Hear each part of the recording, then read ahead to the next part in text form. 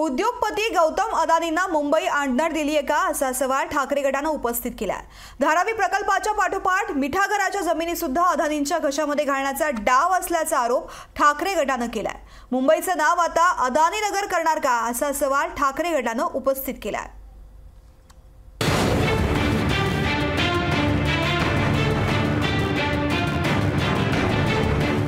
मुंबईचं अदानी नगर करण्याचा सरकारचा डाव, ठाकरे गटाचा अदानींवर पुन्हा हल्लाबोल। मुंबई अदानीला अंधण दिल्याचा राऊतांचा आरोप। धारावी पुनर्विकास प्रकल्पाला उद्धव ठाकरेंचा असलेला विरोध जगजाहीर आहे। धारावी पुनर्विकासात धारावीकर उद्ध्वस्त होतील असा आरोप उद्धव ठाकरेंचा आहे। इलेक्टोरल बॉन्डवरून संजय राऊतांनी भाजप आणि अदानींवर टीकेचे बाण सोडले।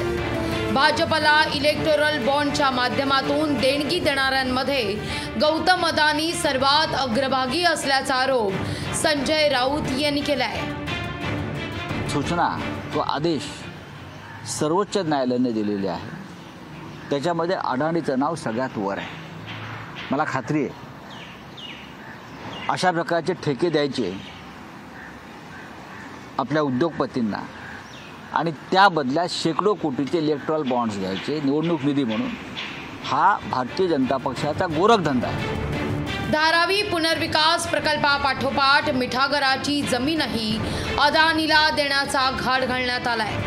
मुंबईतील सगळंच अदानीला देण्याचा डाव असल्यानं मुंबईचं नाव बदलून अदानी नगर करायचं का असा सवाल संजय राऊत उपस्थित करतायत। अख्खी मुंबई अडाणींना, म्हणजे मुंबईचं नाव उद्या बदलून बरं का अडाणी नगर केलं तर 106 हुतात्मे यांनी मुंबईसाठी हुतात्मे दिलंय, त्यांना स्वर्गामध्ये पुन्हा एकदा आत्महत्या करावी लागेल किंवा हुतात्म्य पत्करावं लागेल। संजय राऊतांच्या आरोपांना शिवसेनेनं प्रत्युत्तर दिलंय।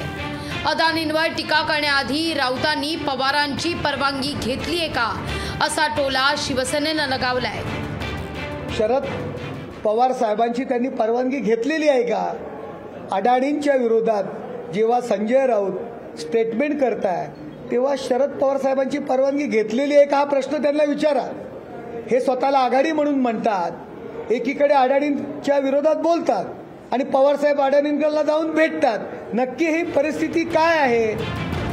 विरोधी पक्षनेते विजय वडेट्टीवार यांनीही इलेक्टोरल बॉन्डवरून अदानींवर निशाणा साधलाय। पुढच्या काळातल्या निवडणुकांमध्ये धारावी पुनर्विकास आणि अदानीचा मुद्दा निवडणुकीत केंद्रस्थानी असणार हे जवळपास स्पष्ट झालंय। राजेश गुप्तासह भूषण शिंदे, लोकशाही मराठी, कोल्हापूर। लोकशाही मराठी, ऐका, पहा, जागरूक रहा।